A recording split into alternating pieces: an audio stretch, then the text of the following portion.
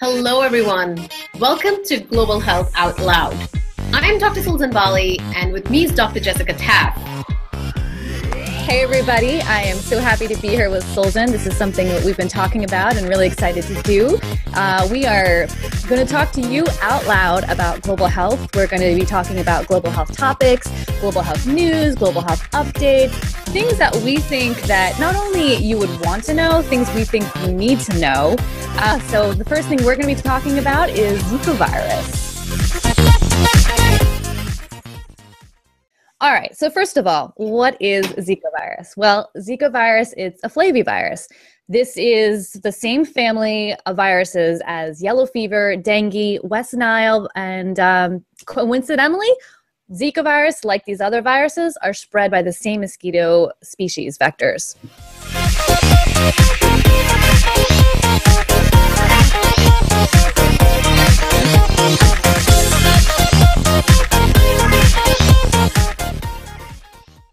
Where does Zika come from?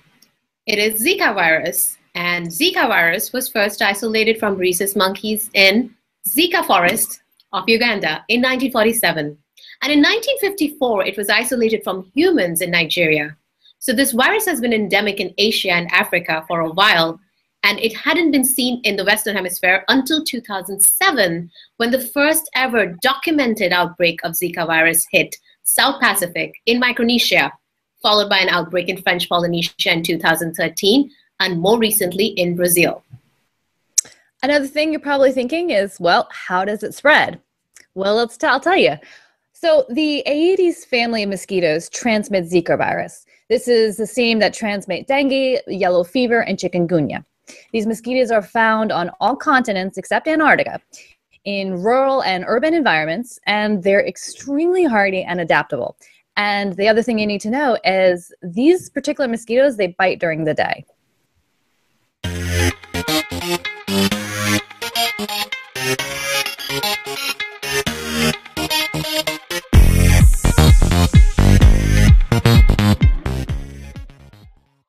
So what are the symptoms of Zika? How do you know you're infected? You're on a vacation, you got a mosquito bite, how do you know?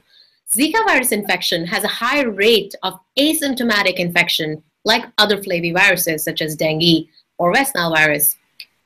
So which means most people don't develop symptoms. But in its symptomatic form, the symptoms last 2 to 7 days and are characterized by low fever, rash, muscle pain, joint pain, and swelling. Until now, there have been no reported deaths associated with Zika virus. However, studies from French Polynesian outbreak in 2013 revealed that Guillain-Barré syndrome, an autoimmune disorder that can happen, is maybe a complication of Zika. But the reason why the virus has been all over the news lately is its link to microcephaly, or abnormally small head due to incomplete brain development. In 2014, there were 150 babies born in Brazil with microcephaly. In the last 3 months, there have been nearly 4,000 cases of babies born with microcephaly, and Zika virus is suspected to be the reason. Sultan, this is pretty crazy information, pretty scary stuff, especially for pregnant women and their children. So I bet people are probably wondering, how do you know if you're infected? And also, what if you are infected? Is there a treatment? Well, because the symptoms of Zika virus are really similar to dengue and chikungunya, the only specific way to know if someone is infected with Zika virus is through a laboratory test. And this is to see if this patient has Zika virus antibodies or if the virus can be found in saliva or urine samples. Now, in terms of treatment, there's really none. It's the same as dengue and chikungunya. All really that can be provided is palliative care, which is basically rest, fluids, and just some pain relief.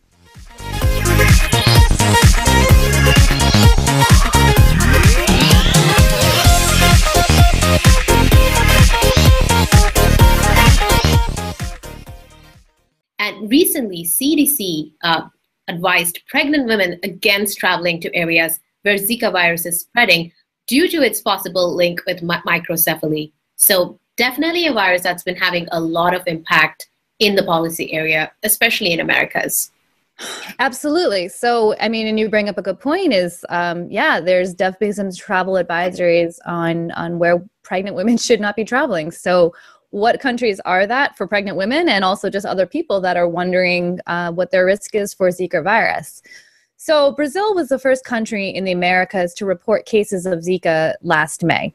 Now, 19 countries and territories in the Americas and Caribbean have been infected by Zika virus. Zika virus can be spread and introduced to new locations by travel-acquired human infections that then transmit to local mosquito populations when they return from their travels. Or they can also be spread through movements and the survival of infected mosquitoes.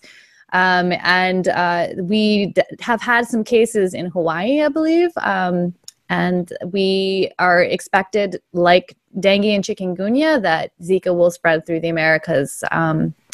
We don't know when and how quickly, but it's impending for sure.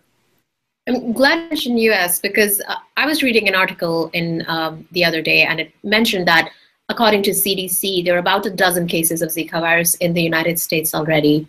And obviously, you know, this is a disease that has come to a lot of attention because of the associated microcephaly and the danger it poses to the babies, you know, and the pregnant women who are going to deliver the babies. I mean, they don't get harmed, but the babies are born with an abnormality. I keep wondering, like, how do you think Zika causes brain damage? Like, what do you think? Have you come across something that talks about that? No, well, I mean, we just don't know yet, right? Like, that's the thing that everyone, you've just answered the question. Everyone wants to know how and if. I think that's the other important, Susan, is if it does, because right now there's only been an association made between the coincident rise in cases of microcephaly in babies and cases of Zika virus in many of these countries where they're, like in Brazil, where they're seeing lots of cases of microcephaly. And then the hypothesis is that the risk comes from mothers that were infected with Zika virus during pregnancy. This is not confirmed, it's not causal, but there has been some other evidence showing that in some cases the virus has been found in amniotic fluid and also in the brains of babies that were born with microcephaly. Again, this is not causal. It does not nail the, put it down in the coffin and say, yes, Zika causes microcephaly. It's just associative.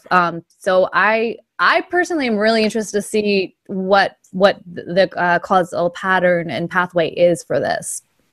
Definitely. And it's really important to remember that Zika is still a pandemic in progress, and many important questions about it, such as its tetragenicity, remain to be answered. But while we're thinking about Zika virus, one of the questions that keep coming to my mind is, it's from the same area as, it's flavivirus family, same family as chikungunya, dengue, as well as West Nile virus. But, one of the things that I find most fascinating is that, why are we seeing Zika now, and why is it spreading so quickly? I think there's some hypotheses that, perhaps it occurred during the Brazilian World Cup, right? Is that what I'm thinking? There's been something of that. Look, viruses can come up at any point. It's the same mosquito species as dengue and chikungunya and yellow fever, and it just happened to get into the Americas, and the conditions were right for its spread. I'm not surprised to see it spread, for sure. It happened, and this could happen for other viruses just like it. I don't think it's absolutely, Jess.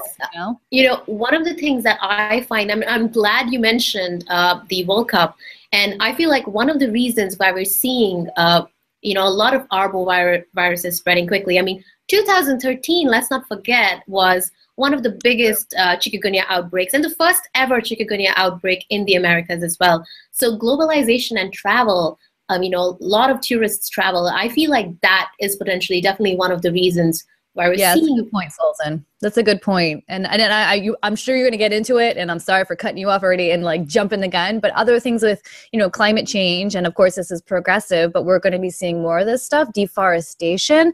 I think that's another thing that that's contributing to all of this. And it's timing. We can't say when this exactly would happen, but all of this is contributing to dengue, chikungunya spread, and the burden of it, and the emergence of other definitely other arboviruses, and especially with the same mosquito vectors. Absolutely. And also, let's not forget, I feel immunity is also a factor.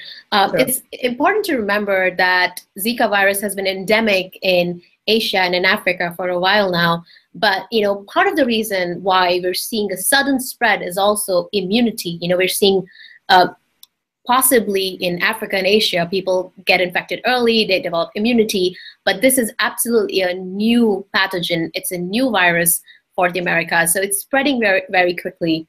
So that's also one of the reasons why we're seeing, people actually develop symptoms. And I'm glad you brought up the point on climate change, Jessica, because that, along with climate change, comes one of my favorite and also your favorite topics. What health?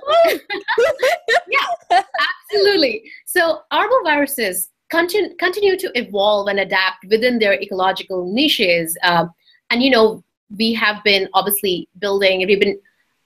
We humans, we're in this human-dominated world because of crowding and building of roads. We disturb those niches. And that often means that these infectious agents start emerging. And with globalization and travel, they are able to spread across continents very quickly. That's definitely for sure, Sultan. Absolutely. So what do you think? Like, oh man, I've seen it all over. Oh, well, I'm a big Twitter person, so I've seen it all over Twitter. I see it all over my Facebook pages. I see it all over the news. Why do you think this is getting so much attention? And the other point, it's getting a lot of attention in the US, which I think says a lot, considering it, it's really predominant in the America or the Central and South America, and then in the Caribbean islands. I'm glad you mentioned that because, especially with the attention, I'd like to compare Zika with its cousin chikungunya. In 2013 and 14, there was the biggest chikungunya outbreak in the Americas. In fact, there were 931,000 cases in America alone. And last I checked, by April 2015, there were more than 1.3 million cases in the Americas as well as the Caribbean.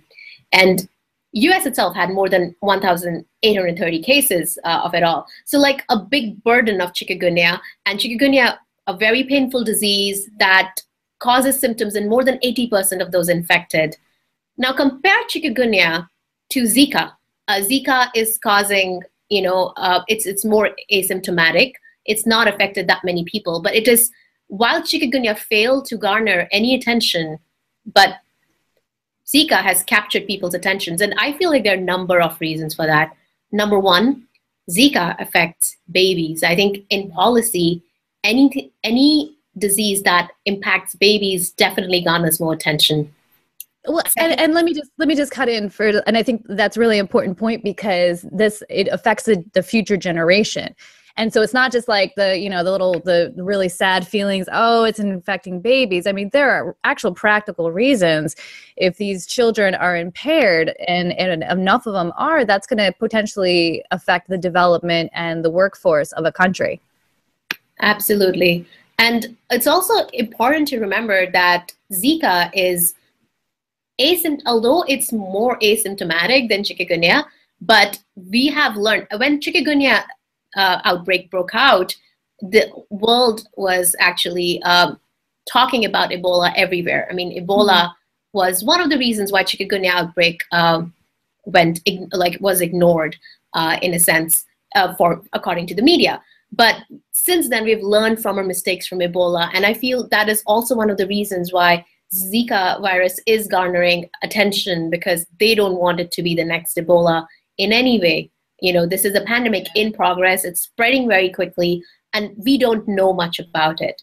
So one of the reasons. Definitely not quite sure what we can. I think in some ways Ebola is more controllable than Zika. Maybe, like you said, we don't know enough about it. We didn't mention in how it was spread, but there's potential for sexual spread, which that's really scary. I mean, as if controlling vectors aren't hard, hard in itself. And I think we've got a better handle on it in the United States, but whew, that's, that's definitely more difficult than just kind of quarantining. You can't do that. That's not a method of control for arboviruses. So one of the things that I found very interesting in terms of policy realms is the impact this viral outbreak can have potentially on family planning. As you know, many of the countries that are actually seeing Zika virus outbreak are countries where abortion is banned. And I think it raises really interesting questions on, these countries like El Salvador, Brazil, Honduras, Haiti. What if you are pregnant and you find Paraguay? Yes, definitely. It will be very interesting to see how this outbreak impacts our policy decisions, how we manage to control these outbreaks, and what interventions come out in the next couple of months. So stay tuned to hear more about that, and we'll be back with an update really soon on it. That's all from us this time on Global Health Out Loud. We'll see you next time. Bye, guys.